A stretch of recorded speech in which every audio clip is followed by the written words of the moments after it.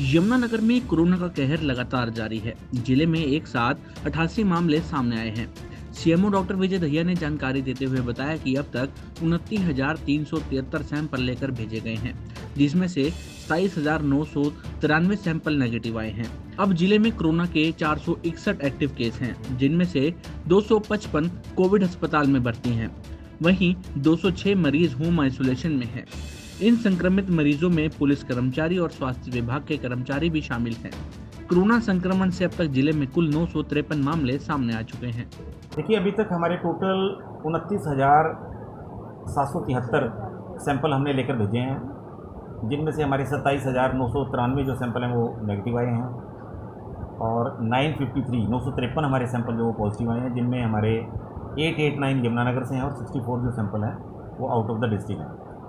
अभी तक active cases की जहाँ तक बात है, हमारे पास टोटल 461 केसेस जो है वो एक्टिव केसेस हैं, जिसमें से हमारे 206 जो केसेस हैं वो होम आइसोलेशन में हैं और हमारे 255 पेशेंट है वो हॉस्पिटलाइज्ड हैं।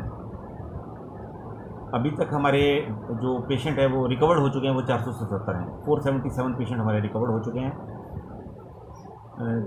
ये अभी तक की हालात है।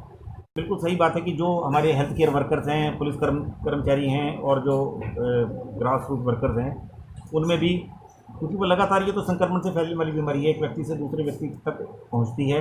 जो लोग जो हैं वो केसेस के संपर्क में आएंगे, एक संभावना बनती है कि उनके पॉजिटिव होने की खतरा बना रहता है और वो पॉजिटिविटी बढ़ भी रही है। पुलिस के भी काफ़ी कर्मचारी, हमारे 10 कर्मचारी जो हैं वो पिछले 2-3 दिनों में पॉजिटिव आए हैं।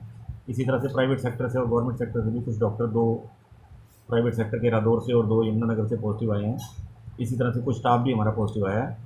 तो ये लगातार जो है वो संक्रमण, जैसे मैंने कहा कि बढ़ रहा है, केसेस निकल रहे हैं।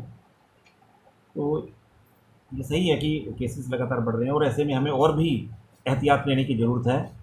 ऐसे समय में जब अब सोशल डिस्टेंसिंग जो है वो आपने देखा होगा, क्योंकि आवागमन बढ़ रहा है, लोग अपनी ज़रूरतों के लिए बाहर भी निकल रहे हैं, तो पूरी प्रयास के बाद भी सोशल डिस्टेंसिंग का जिस तरीके से पालन होना चाहिए वो नहीं हो पा रहा है। इसमें और भी महत्वपूर्ण हो जाता है कि कम से कम हम मास्क का जो प्रयोग है वो 100% सही तरीके से कर सकें, क्योंकि ये हमारे खुद के हाथ में है।